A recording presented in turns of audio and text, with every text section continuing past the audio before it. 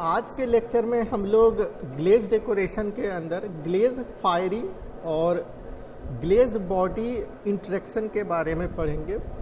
क्या है कि बॉडी के ऊपर जब हम लोग ग्लेज करते हैं और फायरिंग करते हैं, उसका भी एक बहुत बड़ा इम्पोर्टेंट रोल होता है फायरिंग को। यदि कंट्रोल वे में फायरिंग नहीं होगा तो कल ही हमने देखा था बहुत सारे डिफेक्ट पैदा हो जाएंगे।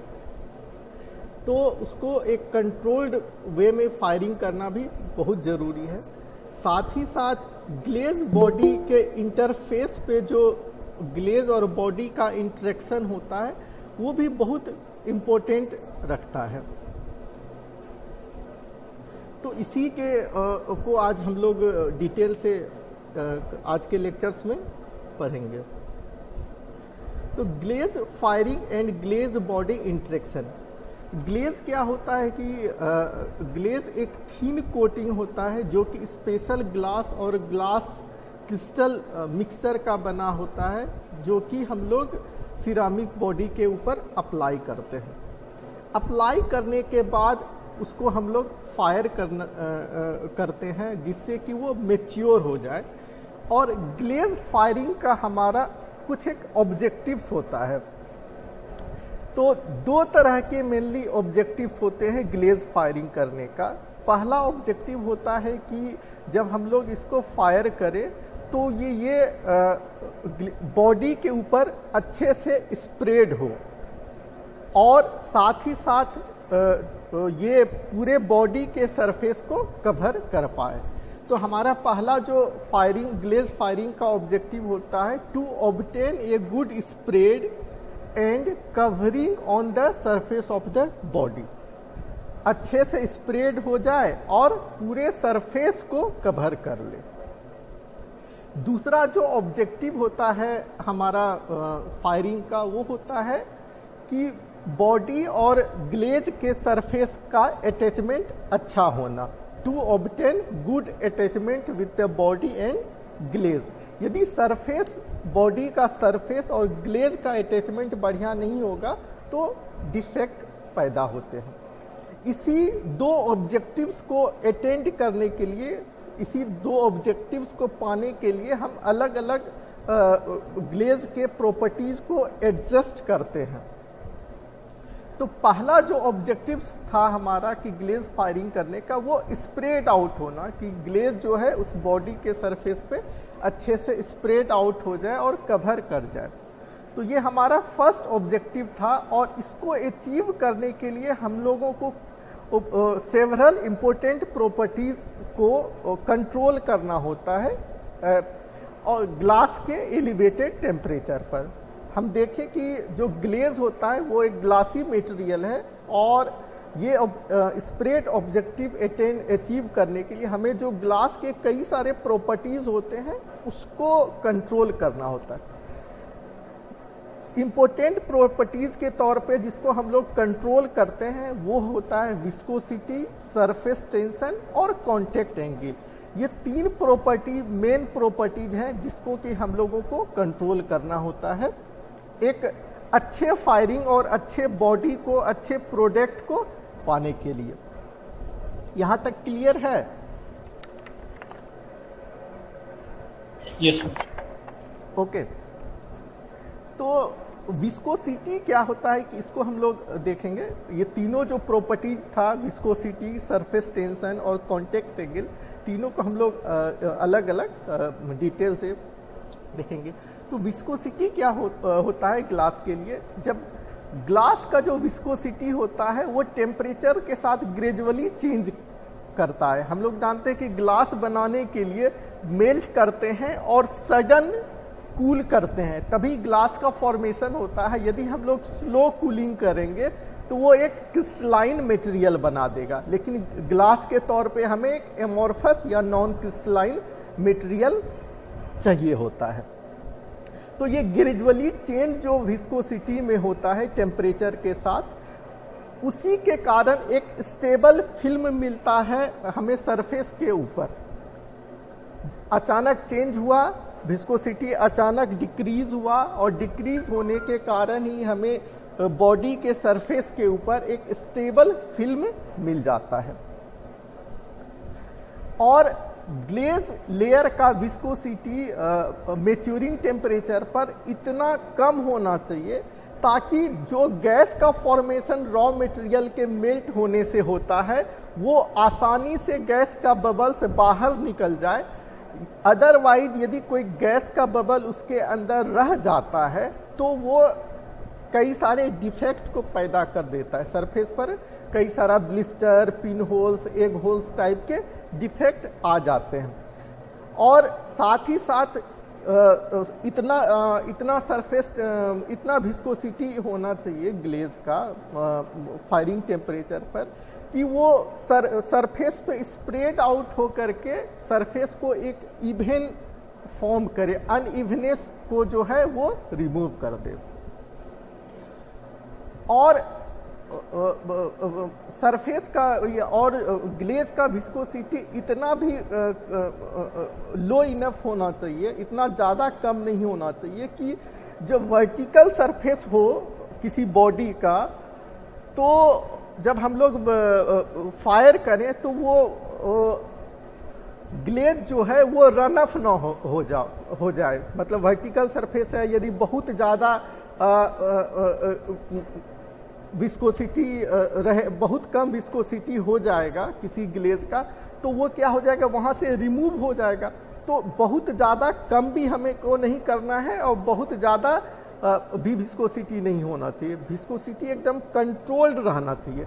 बहुत कम विस्कोसिटी हो जाएगा तो वो रन ऑफ हो जाएगा वर्टिकल सरफेस पर, और बहुत ज़्यादा यदि विस्कोसिटी रहेगा तो वो स्प्रेड आउट नहीं हो पाएगा सरफेस के ऊपर, और जो गैस बबल का फॉर्मेशन हो रहा है वो भी बाहर नहीं निकलने देगा। तो हमारा जो विस्कोसिटी होना चाहिए वो एकदम कंट्रोल वे में होना चाहिए, बहुत कम भी नहीं और बहुत ज़्यादा भी नहीं। दोनों का इम्पैक्ट भी हम लोग देख लिए, बहुत ज़्यादा रहेगा तो गैस को बाहर नहीं निकलने देगा और बहुत कम होगा तो वो वर्टिकल सरफेस से रन ऑफ हो जाएगा। ये विस्कोसिटी आप लोगों को समझ में आ गया? Yes sir. Okay. Yes sir. अगला जो प्रॉपर्टीज है स्प्रेड होने के लिए सरफेस के ऊपर वो है सरफेस टेंशन। सरफेस टेंशन एक लिक्विड का काउज होता है जो कि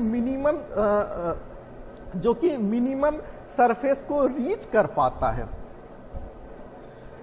और ये वही फोर्स होता है, ये एक सरफेस टेंशन एक लिक्विड के लिए फोर्स होता है जिसके कारण कि मोल्टेन ग्लेज जो है स्मूथ आउट होता है और एक स्मूथ सरफेस का, एक इवन सरफेस का फॉर्मेशन करता है। देखो क्या है कि ये एक बॉडी है, बॉडी के ऊपर हमने क्या किया, एक ब्रशिंग के थ्रू एक ग्लेज का कोटिंग कर दिया, और जब हम लोग इसको फायर किए तो ये क्या होगा कि मेल्ट होगा तो यहाँ पर का मटेरियल, ये देखो यहाँ पर का मटेरियल सरफेस टेंशन के कारण यहाँ शिफ्ट होगा और यहाँ पर का मटेरियल यहाँ शिफ्ट होगा। इसी तरह यहाँ का मटेरियल यहाँ शिफ्ट होगा, यहाँ का मटेरियल यहाँ शिफ्ट होगा। तो इतना ज़्यादा सरफेस टेंशन इसके अंदर होना चाहिए कि यहाँ का मटेरियल यहाँ शिफ्ट होकर के एक इवन सरफेस को बना दे। समझ में आ गए हो ना? सरफेस टेंशन के कारण ही ये मटेरियल यहाँ से जो हाई एंड जहाँ थिकर मटेरियल है वो थिनर प्लेस पर शिफ्ट होता है।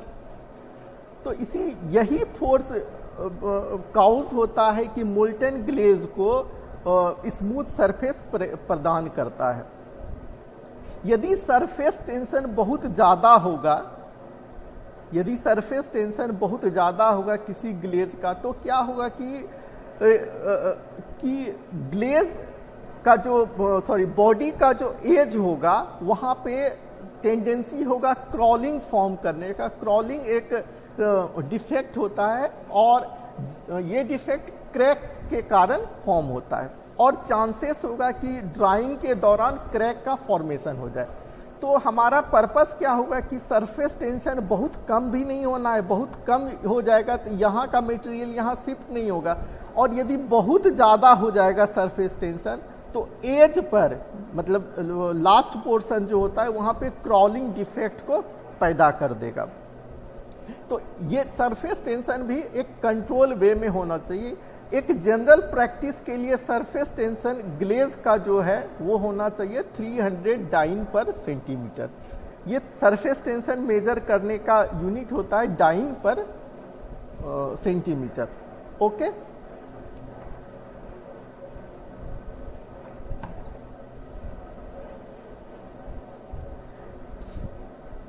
नेक्स्ट जो स्प्रेड करने के लिए प्रॉपर्टीज है वो होता है कांटेक्ट एंगल। कांटेक्ट एंगल क्या होता है कि ये एक एबिलिटी होता है मोल्टेन ग्लेज का जो कि बॉडी को वेट करे, बॉडी को भिगाए, भिगाने का मोल्टेन ग्लेज का ये एबिलिटी होता है कांटेक्ट एंगल। और जितना ज़्यादा भिगाएगा वो उतना ज़्यादा स्प्रेड आउट होगा, और जो कि बहुत इम्पोर्टेंट है, जो कि बहुत इंपॉर्टेंट एक प्रॉपर्टीज है। कांटेक्ट एंगल क्या होता है कि कांटेक्ट एंगल एक ऐसा एंगल है जो कि किसी ड्रॉप को हम किसी सरफेस के ऊपर रखते हैं तो जिस पॉइंट पे वो कांटेक्ट करता है वहां पे यदि हम लोग टेंजेंट ड्रॉ करते हैं तो वो सॉलिड सरफेस के साथ जो एंगल बनाता है वो कांटेक्ट एंगल होता है। देखो हमारे पास ये एक सरफेस था, हमने एक ड्रॉप वाटर का डाला तो इस पॉइंट पर वाटर और सॉलिड सरफेस को कांटेक्ट कर रहा है ना, इस पॉइंट पर जहां हमारा क्रसर है। Yes sir. हाँ, तो अब इस पॉइंट पर हम लोग एक टेंजेंट डालेंगे, तो टेंजेंट डालेंगे तो ये टेंजेंट डाल दिए, टेंजेंट यही होगा। और इधर यदि हम लोग खींचेंगे तो ये इस पॉइंट को ये जो बबल्स है हमारा उसको क्रॉस कर जाएगा। हम जानते हैं कि टेंजेंट कभी क्रॉस नहीं कर सकता है लाइन को, हमेशा उसको टच करता है, तो यही टेंजेंट होगा। और ये टेंजेंट डालने के बाद जो एंगल बनाएगा सरफेस के अंदर से लेकर बबल्स के अंदर से लेकर के वही कांटेक्ट एंगल होता है। तो देखो ये बबल्स था हमारा, ये वाटर का ड्रॉपलेट्स था या ड्रॉप था, ये सॉलिड सरफेस था और ये पॉइंट पे कांटेक्ट किया, तो ये एंगल, ये टेंजेंट डालने के बाद ये एंगल का फॉर्मेशन हुआ। तो ये एंगल देखने से ही पता चलता है ये 90 डिग्री से ज़्यादा है, 90 डिग्री से ज़्यादा है, तो कांटेक्ट एंगल हमारा जो हो गया वो ग्रेटर देन 90 डिग्री हो गया।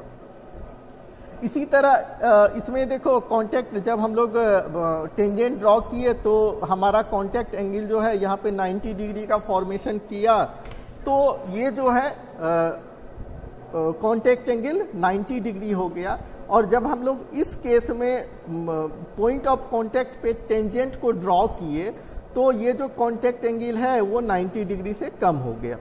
तो ये तीनों कांटेक्ट एंगल जो ड्रॉ किए गए हैं, तो फर्स्ट वाले केस में तो क्या हो रहा है कि ये जो ड्रॉपलेट्स है, ये जो ड्रॉप हम लोग वाटर या कोई भी ग्लेज का डाले हैं, इसको स्प्रेड नहीं करने दे रहा है।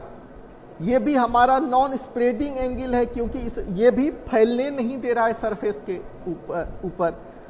और ये जो है बस थर्ड वाले केस में जो है कि सरफेस के ऊपर फैल जा रहा है। तो हम लोग ये कह सकते हैं कि जितना कम कांटेक्ट एंगल होगा वो उतना ज़्यादा सरफेस के ऊपर फैलेगा। यदि हमारा कांटेक्ट एंगल जो है 0 डिग्री हो जाएगा तो वो कंप्लीटली सरफेस के ऊपर फैल जाएगा।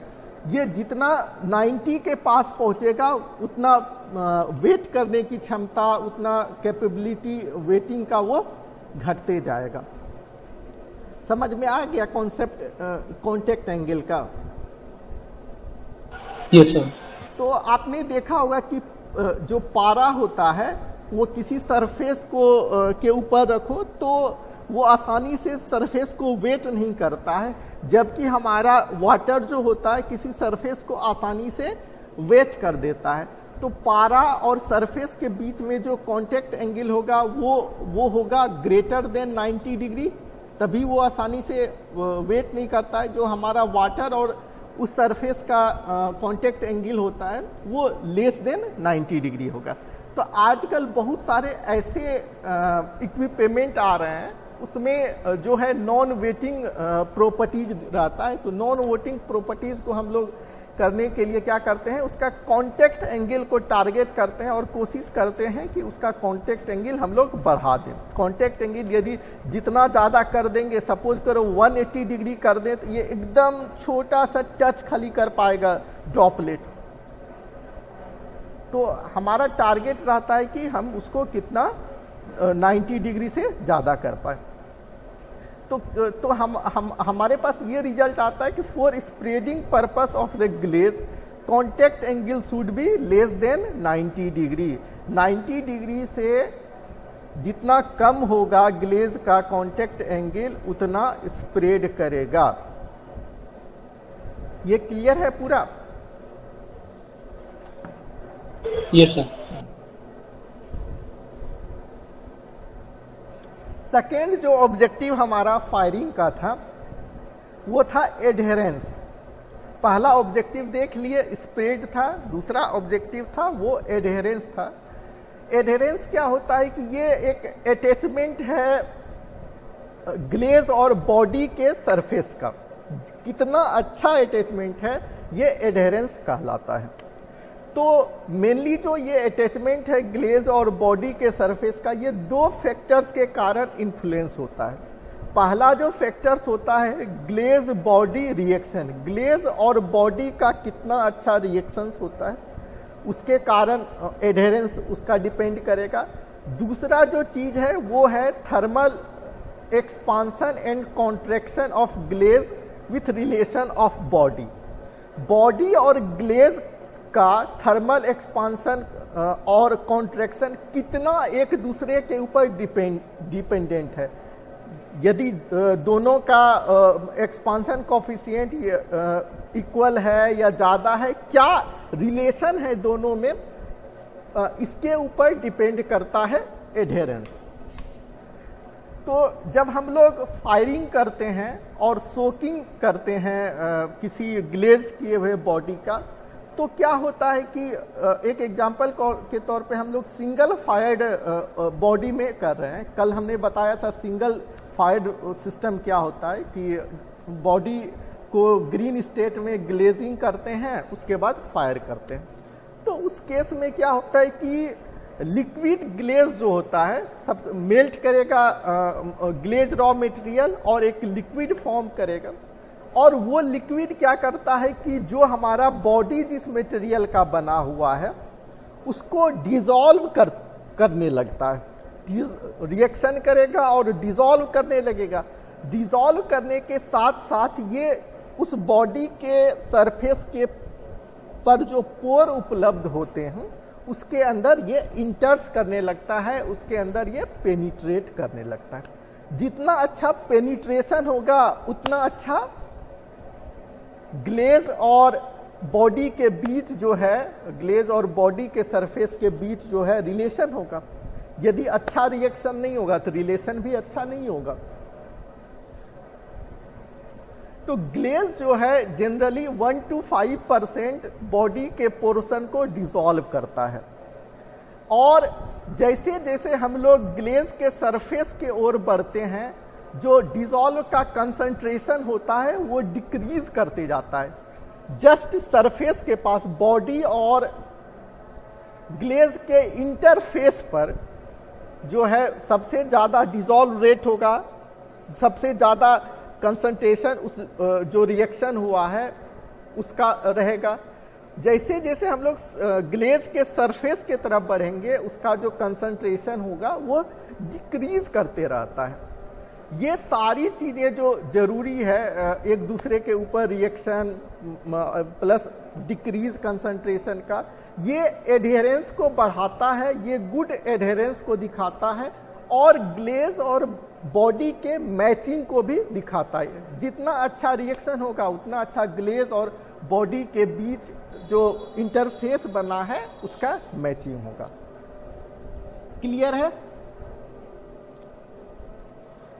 अब क्या हो रहा है? हाँ, अब क्या हो रहा है कि जब हम लोग फायर कर दिए बॉडी को अब फायर करने के बाद हम लोग कूल करते हैं। तो जब कूल करते हैं उस पूरे सिस्टम को, तो कूलिंग के दौरान क्या होता है कि बॉडी और ग्लेज में कॉन्ट्रैक्शन होता है। बॉडी और ग्लेज दोनों कूलिंग के टाइम में कॉन्ट्रैक्ट करेगा, और यदि दोनों जो है एक ही रेट से कॉन्ट्रैक्ट करेगा तो वहां पे कोई भी थर्मल स्ट्रेस या कोई भी स्ट्रेस जनरेट नहीं होगा, कोई भी स्ट्रेस ग्लेज के अंदर जनरेट नहीं होगा। तो हमारा टारगेट क्या होता है कि जो कॉन्ट्रैक्शन जो है बॉडी में जिस रेट से बॉडी कॉन्ट्रैक्ट करे उसी रेट से ग्लेज कॉन्ट्रैक्ट करे, उसी रेट से ग्लेज कॉन्ट्रैक्ट करेगा, तब तो कोई भी ग्लेज में स्ट्रेस नहीं रहेगा। यदि स्ट्रेस नहीं रहेगा तो हमारा ग्लेज स्ट्रांग बनेगा। लेकिन ऐसा तो पॉसिबिलिटीज होगा नहीं कि ग्लेज का भी कॉन्ट्रैक्शन और बॉडी का भी कॉन्ट्रैक्शन समान होगा, नहीं पॉसिबिलिटीज होगा।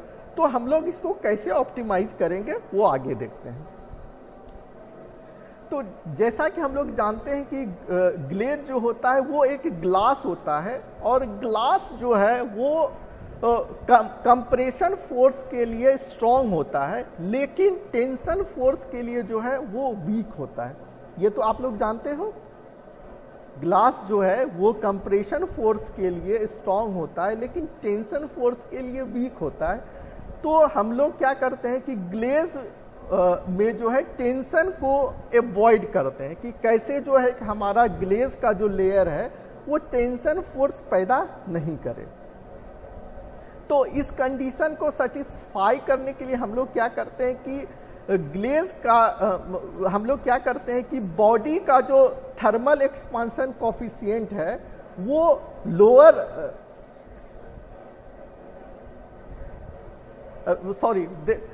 इस कंडीशन के लिए हम लोग क्या करते हैं कि ग्लेज का जो थर्मल एक्सपांशन कोफिशिएंट है वो बॉडी से कम रहे। इसका मतलब क्या होता है कि बॉडी कॉन्ट्रैक्ट ज्यादा करे लेकिन ग्लेज जो है कॉन्ट्रैक्ट कम करे। जब ये केस आएगा तो बॉडी ज्यादा कॉन्ट्रैक्ट कर जाएगा और ग्लेज जो है कम कॉन्ट्रैक्ट करेगा। कम कॉन्ट्रैक्ट करने से क्या है कि ग्लेज कंप्रेशन में रहेगा, उस ग्लेज के ऊपर ऑलरेडी कंप्रेशन रहेगा। तो जब हम लोग कोई एक्सटर्नल टेंशन उसके ऊपर लगाएंगे तो क्योंकि उसके अंदर कंप्रेशन ऑलरेडी है थोड़ा बहुत, तो पहले वो कंप्रेशन के बराबर एक फोर्स को सस्टेन करेगा, तभी उस पर एक्चुअल टेंशन वर्क करेगा। इसका मतलब ये है कि मान लो कि उस ग्लेज के ऊपर 2 न्यूटन का कंप्रेशन फोर्स है और हम लोग जो है 5 न्यूटन का टेंशन फोर्स लगाए। तो 5 न्यूटन का टेंशन फोर्स लगाए तो पहले क्या होगा कि 2 न्यूटन का उसमें कंप्रेशन है, तो ये 2 न्यूटन का जो हम 5 न्यूटन का टेंशन फोर्स लगाए हैं वो कैंसिल आउट करेगा। तो हमारा नेट जो टेंशन फोर्स उस बॉडी के ऊपर रहेगा वो 3 न्यूटन का ही रहेगा। 2 न्यूटन को तो वो कैंसिल आउट कर दिया। ओके, तो इस तरीके से हम लोग थर्मल एक्सपांशन कोफिशिएंट को ऑप्टिमाइज करके ग्लेज को कंप्रेशन में रख सकते हैं। यदि हमारा ग्लेज टेंशन में रहेगा, टेंशन फोर्स में रहेगा, टेंशन स्ट्रेस में रहेगा, तो ये क्रेजिंग को लीड करेगा। क्रेजिंग एक डिफेक्ट होता है जो कि क्रैक को फॉर्मेशन कर देता है। तो इसीलिए हम लोग चाहते हैं कि ग्लेज जो है हमारा कंप्रेशन में रहे, कभी भी टेंशन फोर्स में नहीं रहे। तो ये हमारा थर्मल एक्सपांशन कोफिशिएंट का ऑब्जेक्टिव्स होता है। तो हमने क्या है आज दोनों चीजें देख ली कि दोनों ऑब्जेक्टिव्स को फायरिंग के बाद अचीव कर लिया। पहला था स्प्रेड आउट होना, दूसरा था एडहेरेंस होना। Thank you.